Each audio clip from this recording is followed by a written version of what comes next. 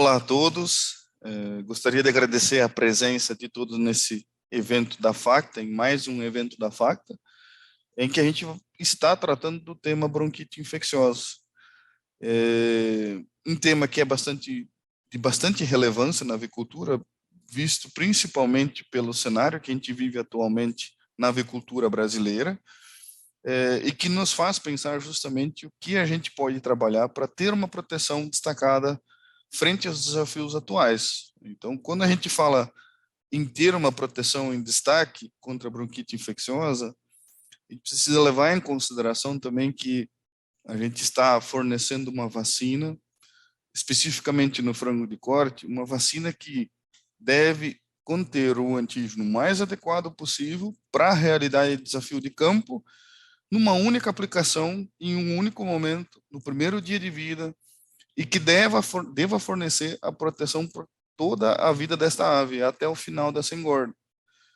Então, dentro desse contexto, a gente sabe que isso não é uma tarefa tão simples.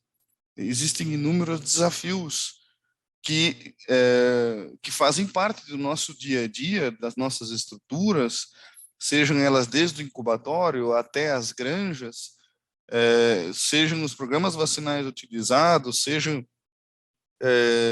a mão de obra, sejam as boas práticas de vacinação, existem inúmeros desafios que podem, em algum momento, de alguma forma, interferir nessa proteção destacada para a ave, né, em fazer com que essa ave realmente esteja protegida até o final da sua vida. Né?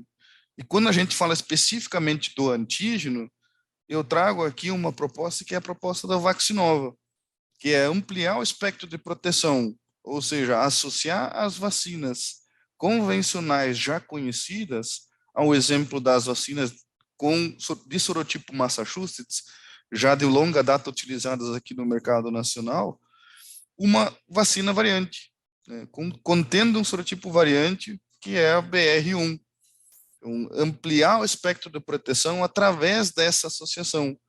Então, a gente sabe que essa vacina é uma vacina que foi desenvolvida já há alguns anos, né? Então já há alguns anos que ela vem, a vacina variante vem sendo utilizada no Brasil, inicialmente para proteger os desafios específicos de BR1, e num segundo momento também, o objetivo é de entender qual é o espectro de proteção que essa combinação pode nos trazer. Então, assim como outras empresas, nós da Vaccinova procuramos entender o que essa associação pode nos trazer de benefício, de ganho, não só frente a especificamente esses dois sorotipos, visto que eu gosto de é, eu gosto de citar como espectro de proteção aqui, por mais que existam diferenças genéticas entre os diferentes sorotipos, uma parte do vírus ela acaba permanecendo intacta, propiciando assim que uma proteção cruzada entre os mesmos ocorra.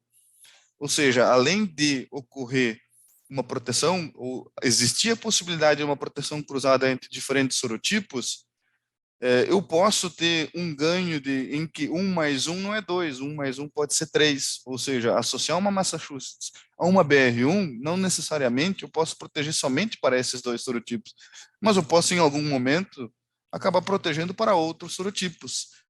Sendo assim, a gente pode verificar que quem decide o quanto vai, o quanto vai ser protetiva essa proteção cruzada, ou o quanto uma combinação de vacinas de diferentes sorotipos pode nos gerar de proteção, é exclusivamente a galinha.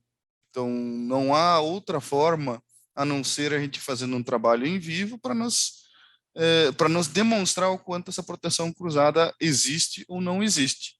A caracterização genética pode nos dar um cheiro ou pode nos dar uma expectativa do que a gente vai encontrar, mas única e exclusivamente um teste em vivo é que nos vai trazer o real resultado.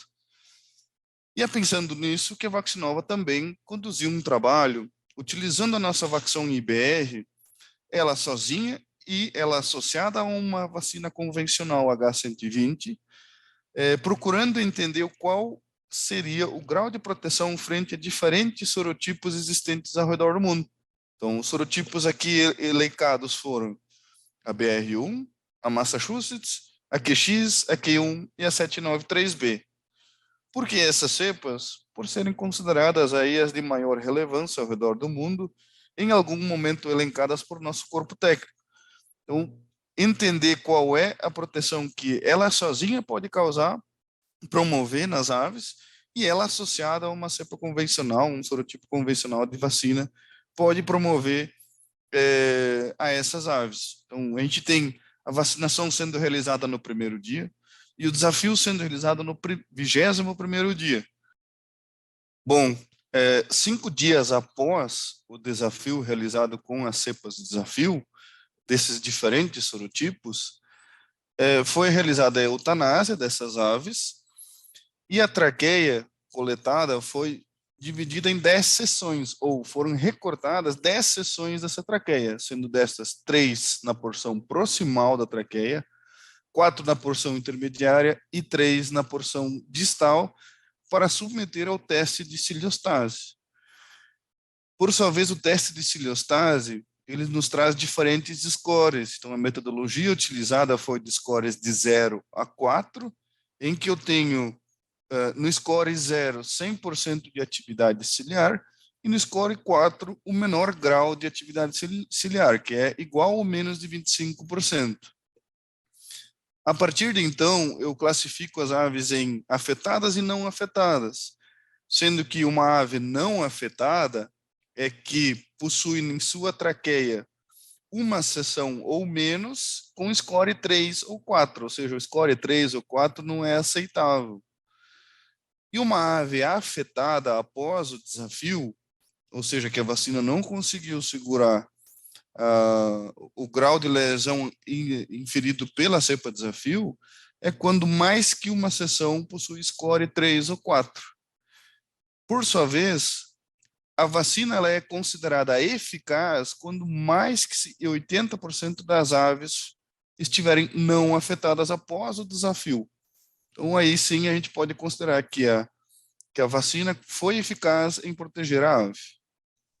Os resultados obtidos nesse trabalho conduzido em Denver recentemente, que a gente obteve o resultado final em outubro de 2021, foi de que, uma vez a vacina IBR utilizada somente ela na vacinação e desafiada frente aos diferentes sorotipos, a gente vê uma proteção considerável, principalmente nas cepas, nos sorotipos QX, BR1 e 793B, e uma proteção deixando a desejar na Massachusetts e Q1, ou seja, abaixo dos 80% considerados para uma vacina ser eficaz. Agora, quando eu associo as duas vacinas, a vacina IBR mais uma H120, eu posso ver que todos os desafios realizados não foram capazes de afetar as aves. Então, a gente acabou tendo amplificação de proteção em algumas situações e as proteções, todas elas se mantendo acima dos 80%, como a gente pode ver aqui nas colunas laranjas, onde eu tenho os resultados aqui frente a Q1, frente ao desafio com M41, com a D388, com a BR1 e com a 793B. Então, a gente tem aqui uma sinalização de que, utilizando as duas vacinas, eu tenho uma amplificação da proteção. Ao mesmo tempo, o que a gente espera com a amplificação da proteção? É colher os benefícios do uso dessa vacina a campo. E aí, pensando que a gente tem essa vacina no mercado há um curto espaço de tempo, ou seja, foi em maio do ano passado que essa vacina foi lançada, então já fazem um pouco mais de 1 ano e meio. Ao longo desse 1 ano e meio, a gente teve a possibilidade de observar quais foram os benefícios que a gente conseguiu colher com o uso dela. Eles são bastante amplos, mas eu gostaria de exemplificar apenas alguns deles. Esse aqui é um trabalho que foi conduzido numa empresa no Paraná, que possui um abate mensal médio de 4,75 milhões de aves por mês, e o período de avaliação foi de 3 meses, em que a gente avaliou quase 2 milhões de aves sendo vacinadas com o programa vacinal Vaccinova, né? Desde a vacina de Gumboro até a Vaxong IBR mais H120, versus 7 milhões e meio de aves vacinadas com o programa vacinal concorrente.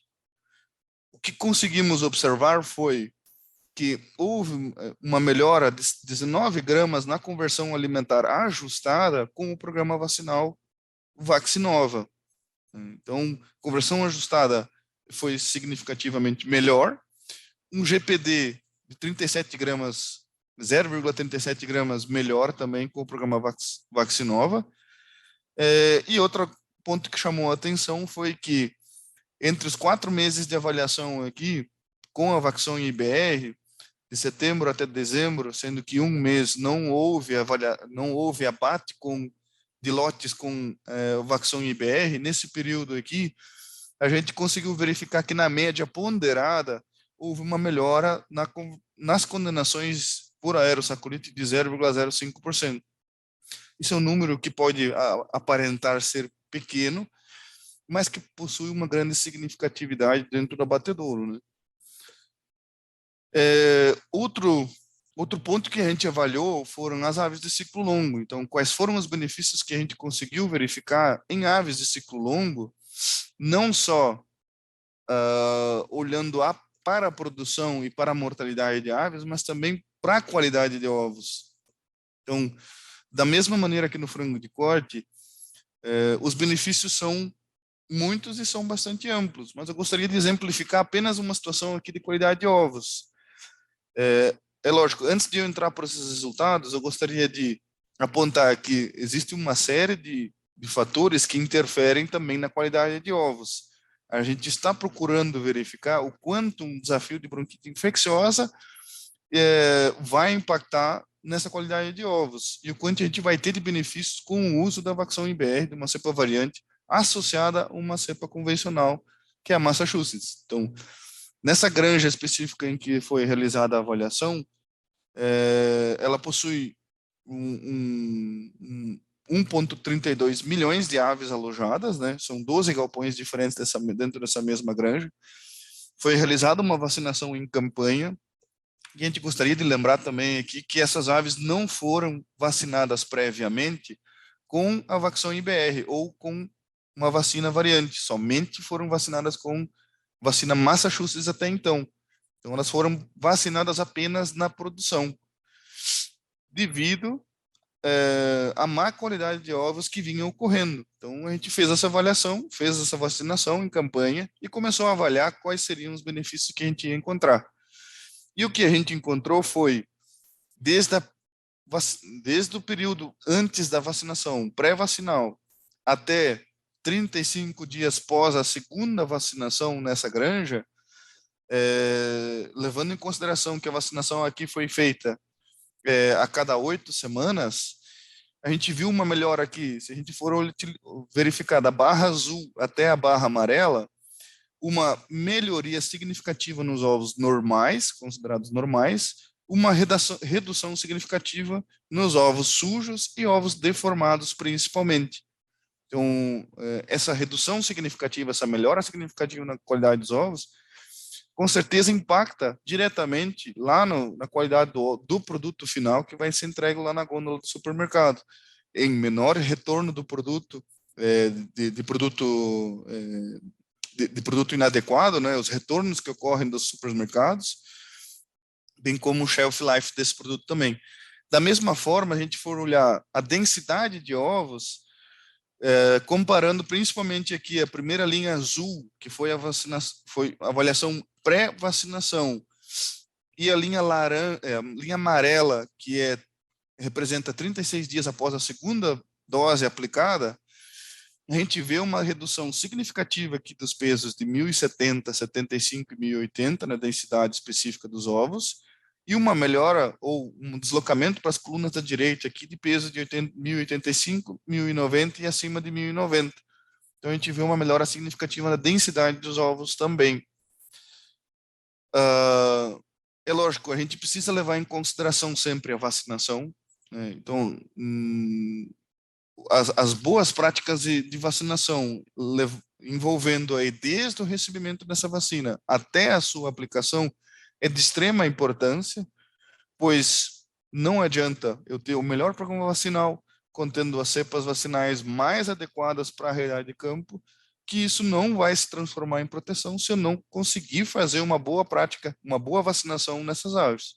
Então, isso é um ponto de extrema importância para a gente atingir um sucesso adequado, né? Então, a vacinação em aves de ciclo longo, a gente recomenda fazer o uso da vacina IBR sempre associada a uma vacina convencional, de sorotipo Massachusetts, na mesma aplicação, e isso é válido desde a prima vacinação. Então, a gente tem situações aí que podem, de acordo com um desafio, seja na postura comercial ou seja em matriz pesada, a gente pode acabar aplicando de 2 ou até 4 doses, né, de acordo com a aptidão das aves e o desafio que estiver ocorrendo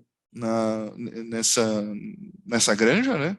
E também outro ponto é muito importante a gente monitorar esses desafios. Então, como é que a gente faz para monitorar esses desafios?